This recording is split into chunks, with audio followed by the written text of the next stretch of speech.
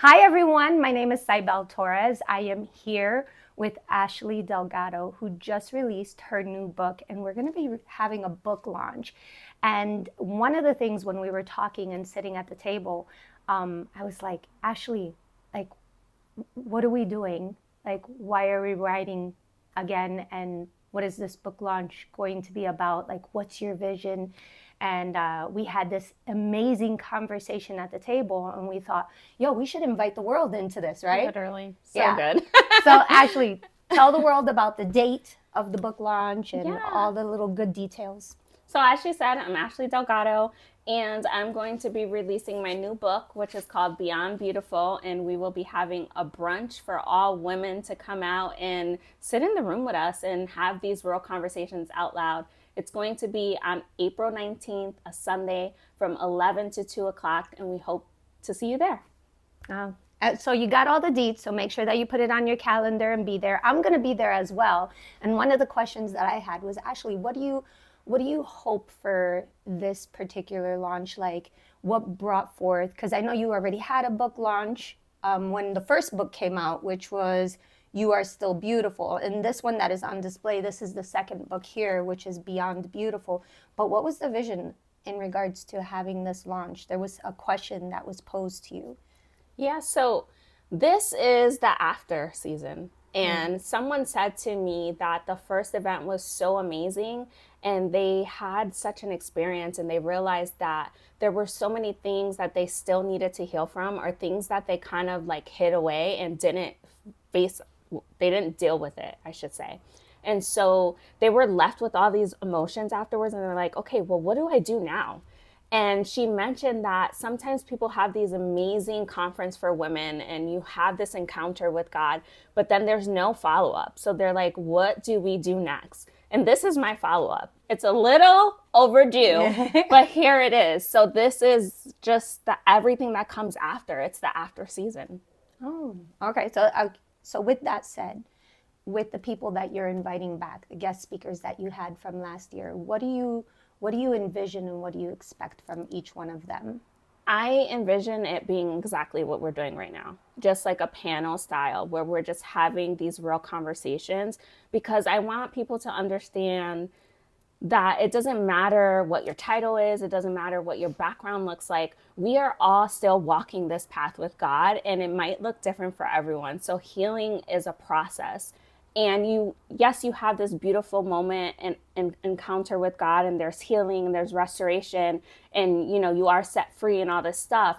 But it doesn't just end there. It's a daily thing. And I kind of said this in my promo video. It's dying to self daily. And I want them to know, like, you have to do the work when you're healing. It's not an overnight fix and everything just goes together smoothly. No, it's something that you have to invest into. You have to seek God. You have to read your word. You have to feed your soul.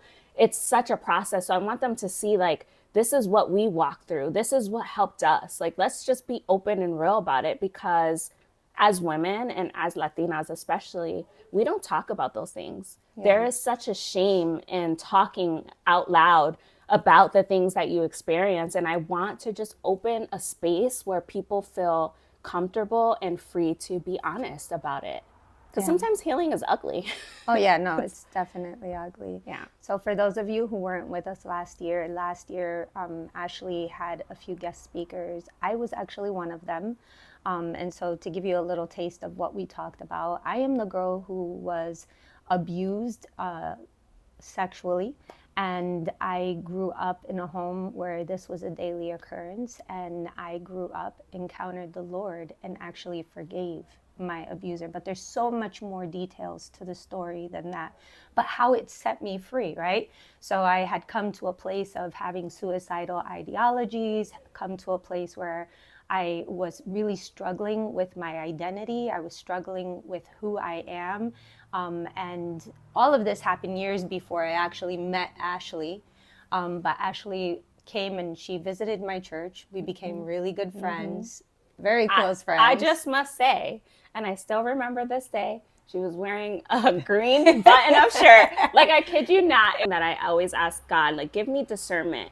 And I feel like I didn't have many choices in my upbringing, right? There were just so many things that were done and chosen for me. And when I met Zaibel, there was something so interesting about her that I was like, she's going to be my friend. Like, I remember that day. I'm not even kidding. I was like, she's going to be my friend. And here we are. Yes, years later. 17, maybe more, I think, years later. We've become very, very good friends. So, of course, she grew up around me, and she got to hear my story. And I was so honored that she invited me to share the story. And actually, shortly after, I released my book. And so there's been a lot of aftermath that came after that. And one of the things that happened at your event that I still carry with me to this day, I mean, there were so many beautiful details that played out that day, but one of the speakers was a licensed therapist. And she came over to me after hearing my testimony, and she just wanted to tell me how encouraged and inspired she was with my story, because my story is a bit controversial, right? Like, no one wants to talk about forgiving your abuser, but that's my story and what it unfolded, not only in my life, but in the life of the abuser. And so, but there were more people. There was another pastor there that she had shared her testimony, her story. I won't drop any teasers on that. You can hear it from her later. And there was another one, right? How many speakers? It was three speakers. So it was the pastor, myself, and the therapist, and then Ashley. And everybody has these amazing, powerful stories. But the beautiful thing about it was the stories were so tragic for every single person. And all of these people, according to society standards, should be a statistic that doesn't leave us in a very good light. It doesn't even leave us in a hopeful situation, at all. But because of our encounter, everyone had their own personal journey with the Lord. And because of our encounters with God and our obedience to do what the Word of God says, all of these miracles unfolded in our life. And we're all in a season right now. I feel like this is the season of exposure. And it's not a season to expose people and be like, aha, you did that. No, we're not doing anything like that. It's more like, hey, look, this is what happened, but look at who saved us. Not only that, but look at us. People are suffering with depression, anxiety, panic attacks because of these secrets that they hold hidden inside. And we're not asking people to join the bandwagon and expose people or anything like that. My story is coming out 25 years after, after my abuser passed away. So this is 25 years after, and there's been a lot of work that has been done in my life, but I tend to look at myself in the mirror. I don't know about you, but I look at myself in the mirror and I don't hate myself. I am constantly reminded of God, I don't know why you would choose me, but you did, and it reminds me of the story in Mark 5 of the man in the tombs, right? He was cutting himself. And we hear a lot of stories of women who are cutting themselves. And not just women, it's everyone. And they're looking... In all ages. All ages. And they're doing it to feel something because they have gone numb. And this man was in the tombs. He was cutting himself.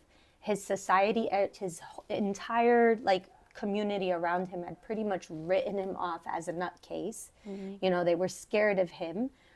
He was pretty much crazy and out of his mind, but then he encounters one man. Changes everything. And then the beautiful thing is that the part that messes me up in that story is that, he has this encounter with Jesus, and Jesus is about to get in the boat because all these people are mad at him and they want him to leave because of this miracle that happened. And this man wants to get in the boat. He wants to get in the boat with Jesus, and Jesus turns around and says, no, you got to go home and you got to tell everyone what the Lord has done for you. and that's us. Exactly. I was going to say, that's exactly us. And people are always like, oh my gosh, how did it feel writing all those things? Like it's a lot to put out there. And I, I did, just for full transparency, I did fight with God. I'm like, are you sure you want me to put this on paper for everyone to see? Like, there's no going back from that. And I must say that even in writing the first book, there was still some healing that I had to walk through in writing that, because it's different when you think about the things you've gone through, but when you're just like really being vulnerable and writing it out there for everyone to see, there's something so freeing when you are actually saying the story out loud. And it's almost like all these false identities that you believed, you are like telling those things now. Okay, here it is. Like, there's nothing left for the enemy to try to hold against me. Like, I've exposed everything. There's no going back from a book. It's so, but it was so freeing for me, because I was finally like releasing all of those things now, not holding onto it like this is part of my identity or this defines who I am, because it doesn't. It's everything after that. But that's like literally what you just said was the why I did it, because I needed people to understand that, yes, this happened to me. Yes, this happened to Zaibel, but look at what God brought us through. And like, it's all about him, and just kind of reflecting that and the beauty and the testimony of being like, we could stay stuck on, okay, this happened to me and be this victim. But no, it's like, look at what God took me out of. Look at what God walked me through. So. Yeah, and that's kind of the hope. Like, when you read Ashley's book, this is the hope that's left for the person for the reader. Yeah. Right? They read the book and they're like, wow, if this happened to her, and this is not a celebrity. This is not someone who is, coming up for an appearance for voting or anything like this. This is your neighbor. It's your neighbor, your sister in the Lord. Your sister in the Lord, yeah. And I love that. I love that so much, because people need to have that hope. Yeah. And that's something that's missing today. Because I mean, I don't know about you, but when I walk around, I tend to look at people. Like today, I was walking around at the hospital, and I had to take my mom to the doctor appointments, and I was saying hi to people, and people were shocked with a hello. Yeah. Like, we're not down south. Right. I'm like, there's no wrong. There's no wrong in being polite, but just smiling at people. And I sat down and thought to myself, I was like, wow, there's a lot of people who are angry. But I also think back to my own life, and I'm like, that there was a time that was me, and it almost seems wrong to keep that, like, our encounter with the Lord is almost like, Jesus saying, hey, here's the keys out of the prison, my love. And now you get to stand outside of the key, but you're watching me inside. Right. Struggling. You just keep it to yourself. You just keep, and that's what happens. There's a lot of Jesus hoarders, right? Because they just want to keep Jesus to themselves. They don't want to tell anybody what's going on. They live in this freedom, but they're looking at, this world around them that is struggling, right? And then later they find themselves struggling as well.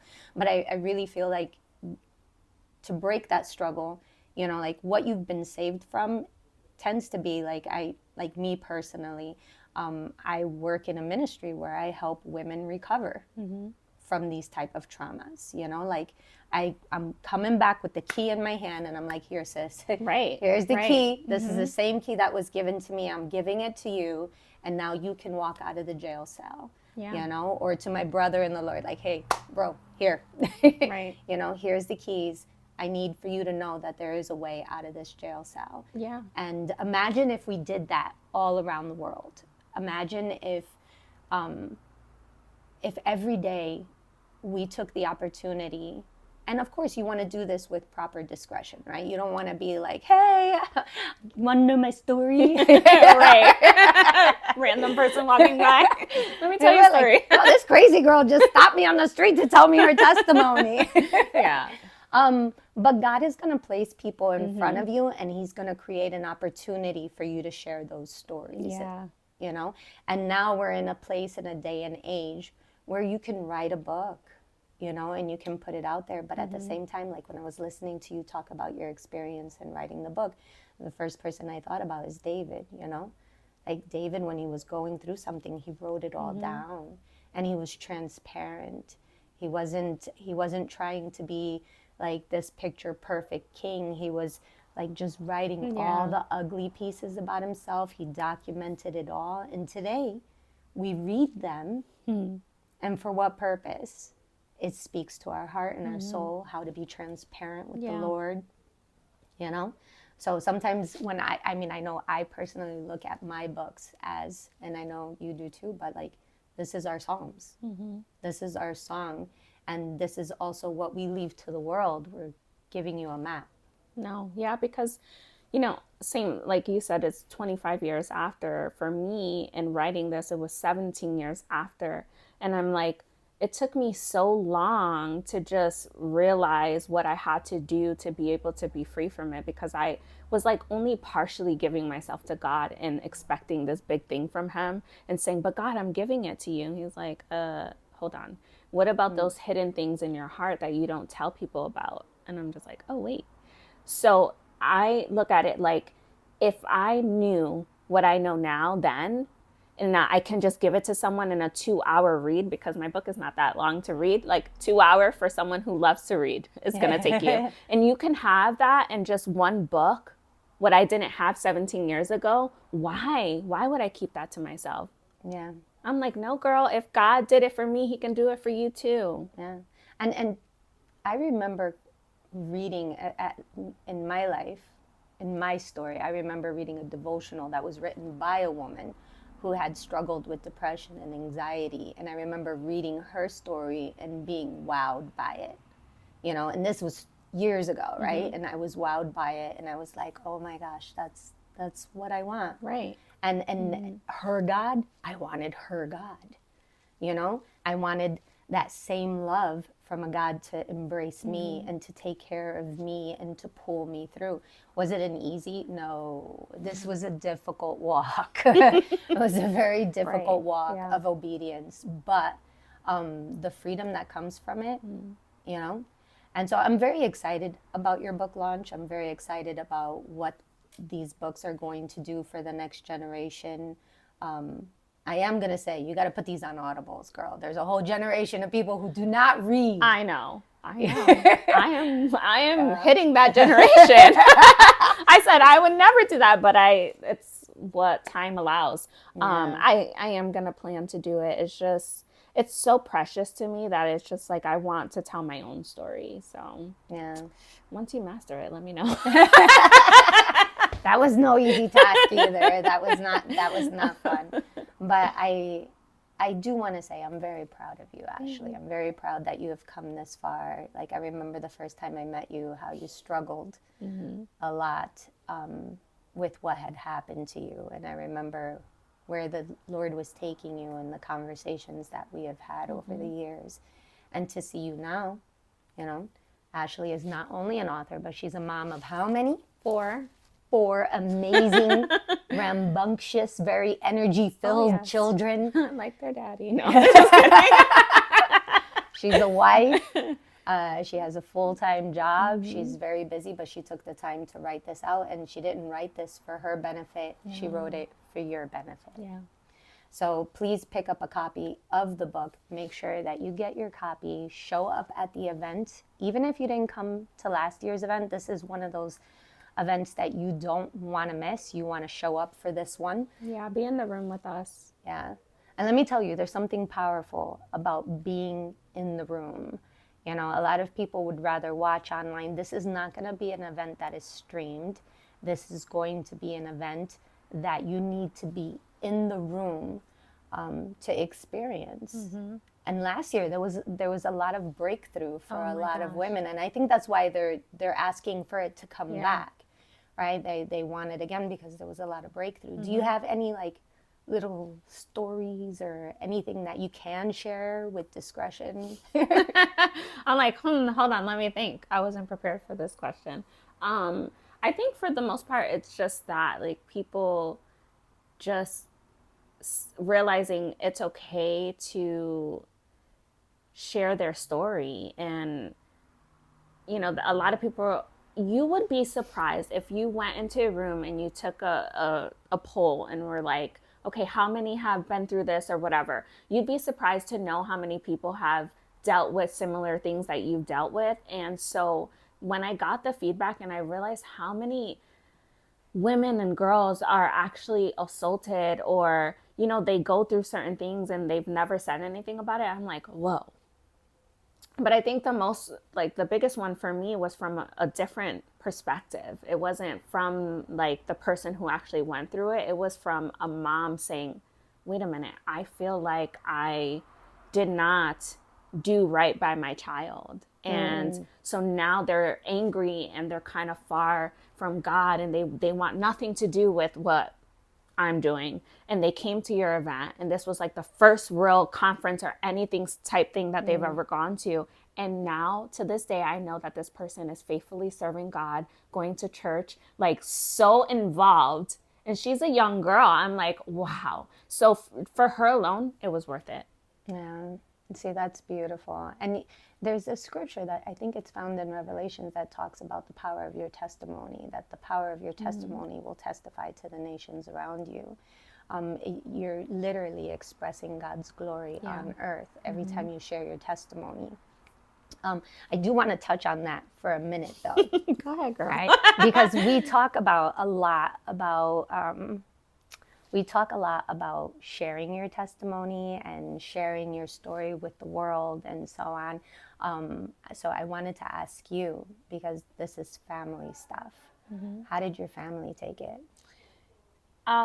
So I try to talk to people before I put it out there, because, so I am a 4 and I am the only girl. I have all brothers, and I knew that my brothers will feel a type of way. And it wasn't like an angry kind of way. It was more of a like, I want to protect you, and why didn't I know? And so I knew that they were going to go through those feelings. And I sat with them and I told them, like, I'm doing this, and it's not to make you angry or feel like you have to do something to make it up to me. It really is for me and for my healing. It's what I need to do. Like, it's a call that I have to answer. And they understood, but they did go through their feelings of it. One of my brothers, I feel like he really had to almost grieve, in a sense, like this idea that he had, like I was the only girl, so like my life would be easy and he didn't have to think twice. And he's like, dang, I should have checked in on her.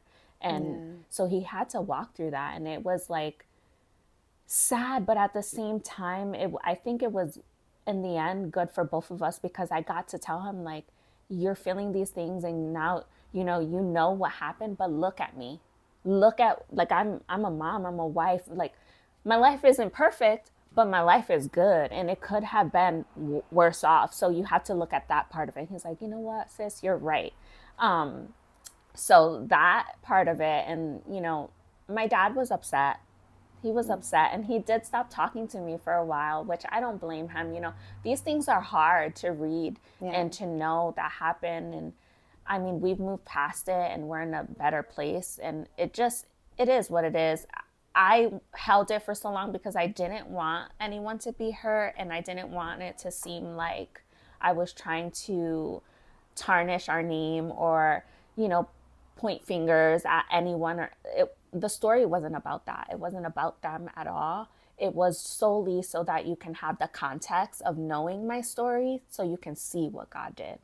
So, and then there's been some breakthrough since then, or? Oh yeah, me and my dad are in such a good place. He just asked me the other day, he's like, what's this new book about? I'm like, don't worry, it is only about God. I'm like, the story has been told. Everyone has the context. We're just looking at God. Yeah, I'll be very honest with you. So I loved You Are Still Beautiful. Like, I mean, I've known you for a long time. So when I read it, I was like, there were things that I did not know. Right. Like, I did not know about your illness. I didn't know about cancer at all. And that was something that was new. But when Beyond Beautiful came out, like this is definitely like context, like you need context, and I Right, learned right. so much about you in this. But this one like drove it home. It's different. It's different. Yeah.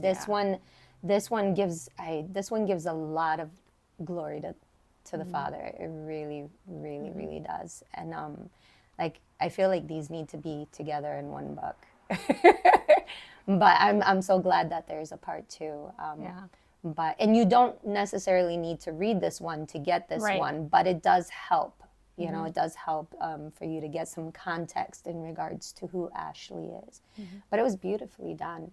And I wanted you to share a little bit about that struggle with writing a book, especially with family matters, because I remember when I wrote mine, like I got everyone's permission to write it before I did. You know, like I was very nervous about how they would be affected. And when it came out, I I feel like a lot of people reached out to me and was like, "Oh, I'm going to write a book and I'm going to write about this and I'm going to do it to expose people." And I was like, "Whoa, did you read the book?" Right. Because that's not what it does at all. Like the story is not just my testimony, but it is my father's testimony as well. You know, and it's a beautiful story, and I'm very grateful for the story that God gave me. But I felt like people just looked at the title and just knew just like a little bit of it, Right. and was like, Made their own. yeah, they made their own conclusion, and they literally thought that I was like hammering people over the head in my family and exposing people. And that wasn't the case at all. Matter of fact, I had this one woman who stopped me in Walmart, didn't know who she was.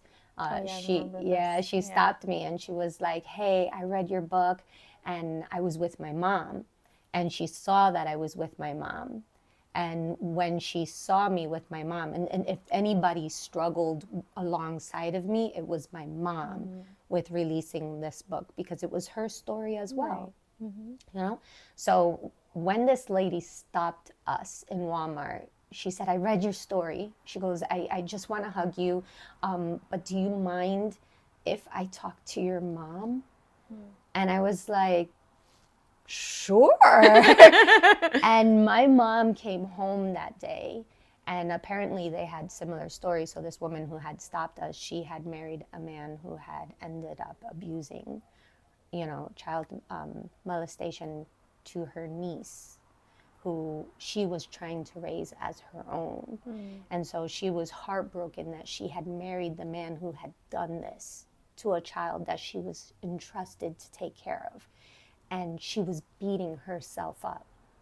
And no one knew how to answer her like the way my mom could answer her. Right, yeah. And my mom sat home with me and she was like, if you had not written that book and said all the things that you said, she probably wouldn't have come to ask me the questions. And right there in Walmart, I stepped aside and I was just letting my mom minister, and she had to pray. Like I just blocked the aisle so that way they could pray together. And she hugged my mom. They exchanged phone numbers, became friends. Aww. And now my mom has become this person that, like if there are people in my life that people could relate to, a lot of people can't relate to my story, but they could relate to my mom. Yeah. And so they reached out to my mom. And I love that there was that template for people to follow, for them to seek help. And I thought of yours, especially in Beyond Beautiful, because you talked about your life as a mom. You talked about a little bit about your babies and what they were going through. And that mustn't have been easy. Yeah. Yeah. No. I'm not going to get emotional. I won't do it. No. Yeah. I don't want to give too much, but yeah, it just is so different. Well, you should give your audience a little bit of a teaser so that way they know what to expect, Yeah, it's so different when you are walking through something just by yourself. Like me being just Ashley, it's different. But Ashley as a mom, and now looking through things through their eyes too, because I have to think about them. And it's so funny because I'm so hard on myself as a mom, but God is always speaking to me through my children and some of the things that they do. And there's a lot of stories that I share about my children where God just speaks to me in such a way, and I'm like, I understood his love so much differently when I became a parent. So there's that part of it that is just so amazing. You're like, oh my gosh, I understand now how much you love us and you're willing to sacrifice for your children. But then there's that part that is like, I just want to protect them from everything. And so you have to learn to like trust God in that and not fall back into the mentality that you carried when you were dealing with the trauma. So it's like finding that healthy balance of like not being so much, because for me, I thought protecting them was normal. Like this need to say like, no one's going to hurt my children. And I realized that that was not healthy, because in that, I was so like consumed by that. I wasn't really trusting God and what he is capable of, and Yeah. just like raising them in that. And so I kind of talk about like just how, you know, I start to see God more in the things that my children do. It's Yeah. you got to read it. No. Yeah, you do. I mean, moms, I'm in grandma phase right now. Which is crazy, right? But when I was getting to that part, I couldn't help but think about, and this was one of the things that I kind of pulled away. I was like, everybody's doing life for the first time, right? And so, like, you think of the older generation and you always think about your parents, and it's very easy to be like, oh, it's because my parents raised me that way. It's because they did this. It's because they did that. It's because they traumatized me. But they were experiencing life for the first time, too. Yeah. And then you grow up, you become an adult, and now you're in charge of the next generation. And there's this fear that you're going to mess them up, Yeah. right? And I just think it was interesting to kind of see like the phases of life, and like I was having a conversation with my daughter just last night, and I was like, everybody's experiencing life for the first time. My mom is 82 years old, and when I see her go someplace new and look at something in awe, it breaks my heart, because those are the reminders that, this is her first time at life too. And she didn't have all the answers. Yeah. And we live in such an information age, right? So now this next generation upcoming, we're breaking the stigmas of therapy. Because as you know, in the Hispanic community, it was for a long time very taboo. See, if you're going to therapy, está loca. So now we're breaking those taboos, and people are going to a therapist. People are talking. People are breaking free from secrets, breaking free from shame, and now they've come to a place of protecting their children, but in a different headspace. So, like, I know me personally, raising my kids, I remember I was just overly protective. And I was doing damage and overly protecting them. And there were times where my daughter was super mad at me, and I was like, mira, nena, one day you're going to understand. One day you'll get it, But that was the same thing that my mom did with me, and the same thing that her parents did with her. And so these cycles that you think are good and that you think are protecting your kids are not necessarily protecting them. You're repeating cycles. You're repeating things that you've learned behaviors. Right. Right? And some of the learned behaviors are good and some of them are bad. But where do you extend grace to yourself when you make mistakes? Yeah. And I am so privileged in a sense to have 4, because I learned a lot from the first to the 4th, right? Yeah. And I just had a conversation with my daughter the other day, my oldest daughter, who is 12 years old. And I just had a moment with her, and I said, I'm so sorry. And she's like, huh? Because they're like, what are you talking about? And I told her, I said, I'm so sorry that I put so much pressure on you as the firstborn without even knowing it. And she's just looking at me like, okay, I don't know what you're talking about. But I told her, I said, you got the unhealed version of mommy. And you got the learning one, because I didn't know how to do this. I didn't know what I was doing. And not only did I not know what I was doing, but I was unhealed in doing it. And so I felt like I just needed to apologize and have that moment with her. And my oldest daughter, for those who don't know, she's like a little mom. She's so nurturing. Like, that is just her character. And I felt like some of it I kind of put on her, like these unrealistic expectations for a little girl, her being the oldest and me having so many children. I didn't even realize that I was doing. And I told her, I'm like, you know, your job is to be a kid and be happy, and you're not responsible for your younger siblings. And she kind of said, like, I do just feel like it is my responsibility because I am the oldest. And I know that being the oldest, I can't take that part. But I wanted her to know that, like, I'm in a better place, and I don't want you to feel stressed like you have to overcompensate for mommy. And I know there were moments that I had where I was like really low and depressed. And although she was young, I'm sure she felt that. And I'm sure she had a moment of being like, something's not right here, right? Like, because there were days where I wouldn't come out of my room and I was just so sad and I didn't want to talk to anyone. And I'm sure she felt the weight of that. So I had to have that moment of being like, I'm so sorry. And like, I want you to know. And I even told her, like, you saved me in so many ways. And she's like, what? And I'm like, you saved me because you gave me a reason to fight to be better and to really go after this and really just kind of surrender to God and be like, God, I can't do this anymore on my own. I need you to help me through it. And like, that is how I got to where I am right now. And she was like, I saved you. She felt so good. She was like, I saved you. I'm like, yeah, Mama, you did.